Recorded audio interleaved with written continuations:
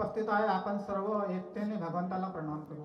भगवान बाबा हनुमान जी को प्रणाम। महान त्यागी बाबा जुमदेव जी को प्रणाम। परमात्मा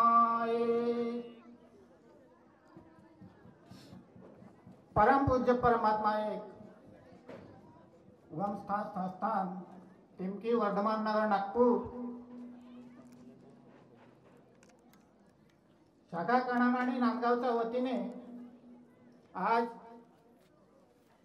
नांदगाव या गावी कोजागिरी निमित्त जो भगवंतानी कार्यक्रम घडून आणला आणि एका भगवंताची जी चर्चासत्र सुरुवात आहे त्या चर्चासत्रामध्ये सर्वप्रथम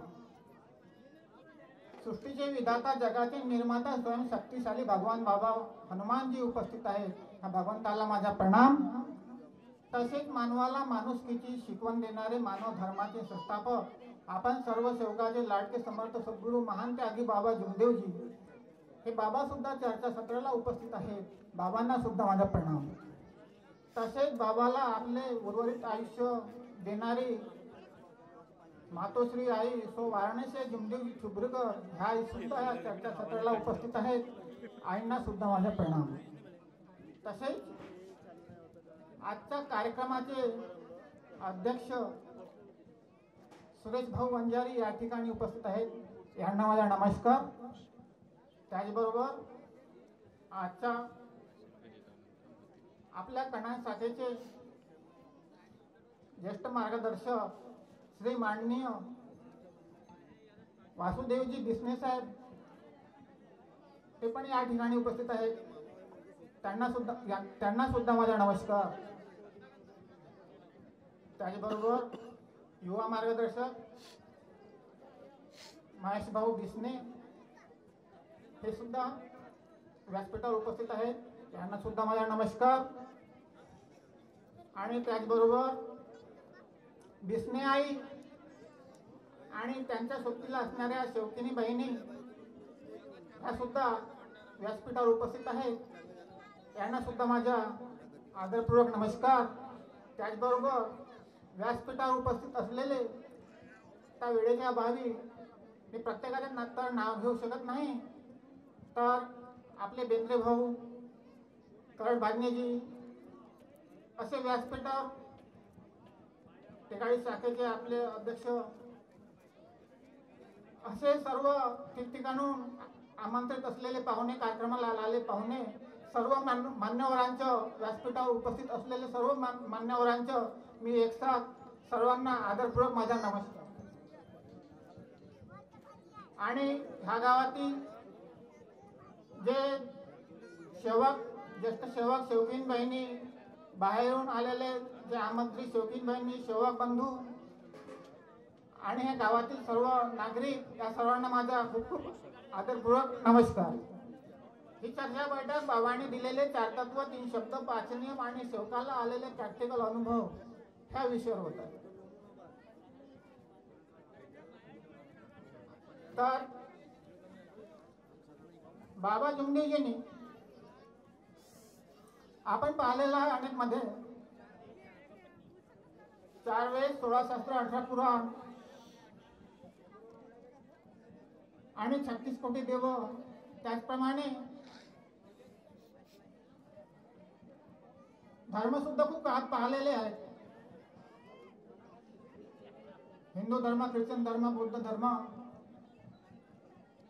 एवढं सर्व करून सुद्धा जेव्हा आपल्या परिवारामध्ये दुःख होतं आणि बाबांच्याही परिवारामध्ये दुःख होतं, तर ह्या दुःखाचा छडा लावण्याकरता बाबासारखे एक सत्यवादी महान आत्मा परमेश्वराने निवडलं आणि त्यांच्या हातून मनुष्य जीवनातला असा कोणताही प्रकारचा प्रॉब्लेम असू द्या जे क्षणात दुःख दूर करणारी अशी कृपा बाबा जुमदेवजींनी चंदनापरी देह झिजवून रक्ताच्या पाणी करून हाडाचं काढं करून जी प्राप्त केली आणि कसल्याही प्रकारचा मोबदला न घेता आज सर्व सेवकांना फुकटात वाटून दिली आणि त्या कृपेच्या प्रसादामुळेच आज आपण सर्व सुखी आणि संपन्न आपल्या परिवारामध्ये आहोत.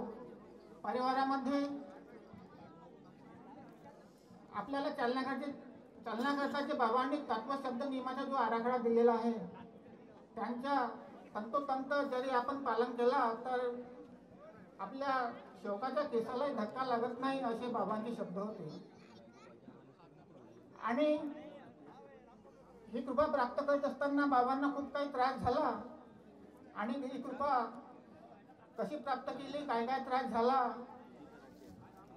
हे सर्व काही डिटेलमध्ये सांगण्याची गरज नाही. प्रत्येक सेवकांनी जवळून पाहिलेलं आहे आणि ऐकलेलं आहे. आणि बाबाच्या मार्गाचा कसं काय नियम आहे, कसं काय फॉलो करायचं ते सर्वांना माहीत आहे. तितकं काय डिटेलमध्ये सांगण्याची गरज नाही. परंतु जे भविष्याकरता जे बाबांनी भविष्यवाणी केलेली होती ते आज बाबांचे एक एक शब्द खरे ठरत आहे. आपण पाहतो आणि आपल्या मार्गात आहे शब्दच भगवान शब्दच सैतान. शब्दावरच प्रत्येक सेवकाचे दुःख दूर झालेले आहे. शब्दच महान असतो आणि शब्दावरच परमेश्वर कार्य करतो. बाबा सांगून गेले ते सर्व खरं आहे. परंतु सध्या कलियुग चालू आहे आणि कलियुगाबद्दल बाबांनी जी भविष्यवाणी केली होती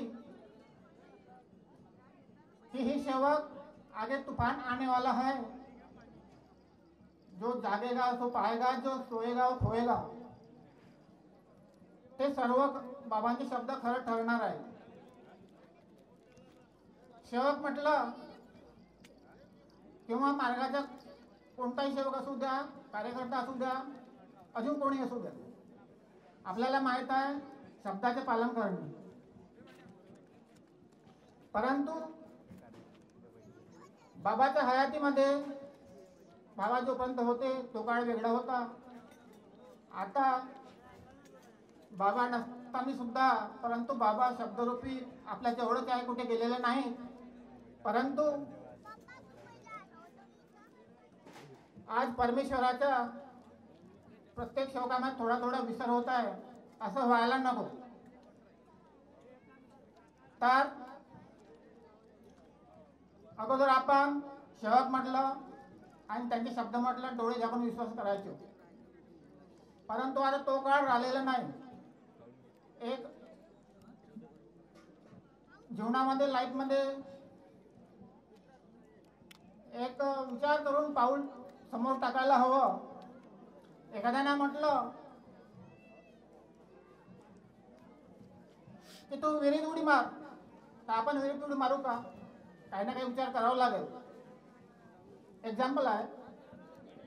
तर विचार करूनच समोर पाऊल टाकावं आणि योग्य ते नियोजन करून समोरचे कार्य करावे.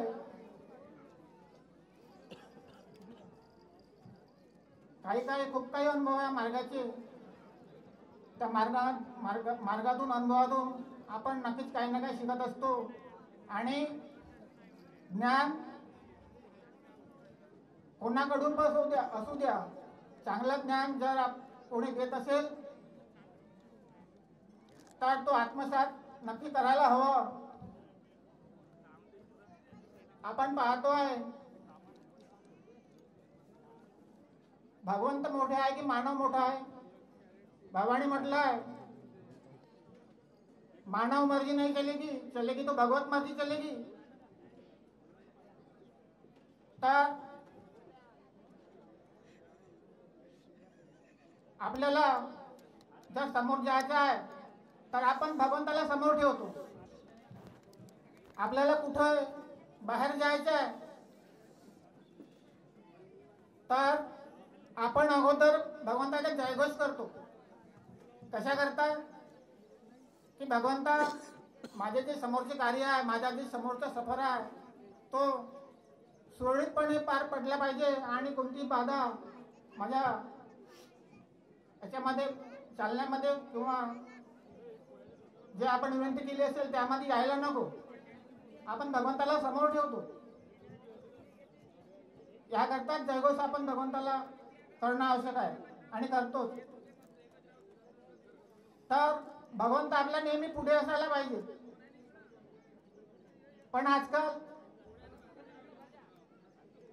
मी अगोदरच म्हटलं की ज्ञान कोणाकडून मिळत असेल तर चांगलं असेल तर ते घ्यायला आत्मसात करायला पाहिजे.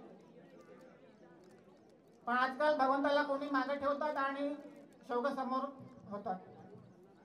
बाबा म्हणायचे, असं मी ऐकलंय, जेव्हा मार्गात आलो तेव्हा असे बाबाचे मार्गदर्शन मी कॅसेटमध्ये वगैरे ऐकले आहे की भगवंताच्या जे आहे भगवंताला पुढे करायचे, बाबाला पुढे करायचे, त्याच्यानंतर त्याच्या मागे मागे बाबा पुढे चालत होते, त्याच्या मागे मागे सेवक चालत होते. पाहता तसं होत नाही, त्याच्या उलट होत आहे. तर असं व्हायला नको.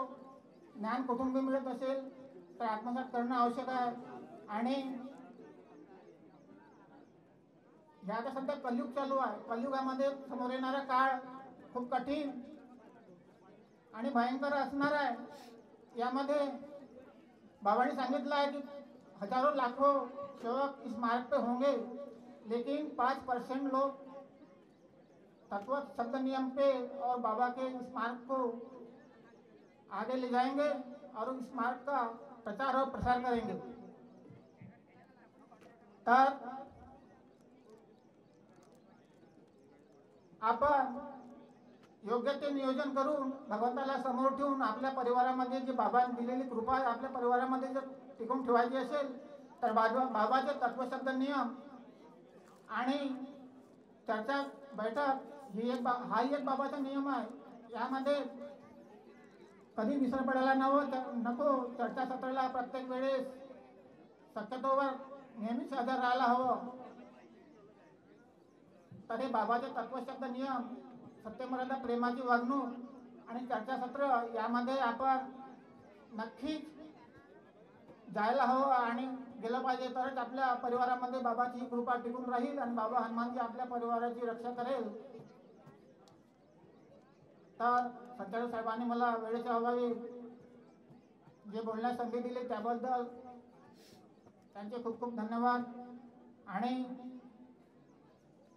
येणाऱ्या दिवाळी आणि दीपावलीच्या ह्या सर्व बाहेरगावच्या गावच्या सर्व सेवकांना, नागरिकांना खूप खूप हार्दिक शुभेच्छा. येणारा दिवाळीचा सण प्रत्येकाच्या जीवनात भरभराटीचा जावो अशी मी भगवंताच्या चरणी विनंती करीत आहे. आणि आपले 2 शब्द या ठिकाणी थांबवत आहे. जर का माझ्या बोलण्यात सांगण्यात काही भूलचूक झाली असेल, कुणाला वाईट वाटलं असेल, कुणाचे मन दुखावलं असेल तर सर्वप्रथम बाबा हनुमानजी, बाबा जुमदेवजी आईला मी क्षमा मागतो. आपला बाळ समजून मला क्षमा करतील. तसेच आजच्या कार्यक्रमाचे अध्यक्ष साहेब हे सुद्धा मला क्षमा करतील. मंचकावर उपस्थित असलेले, व्यासपीठावर उपस्थित असलेले सर्व मान्यवर यांना सुद्धा क्षमा मागतो आणि आपले 2 शब्द या ठिकाणी थांबवतो. सर्वांना माझा आदरपूर्वक नमस्कार.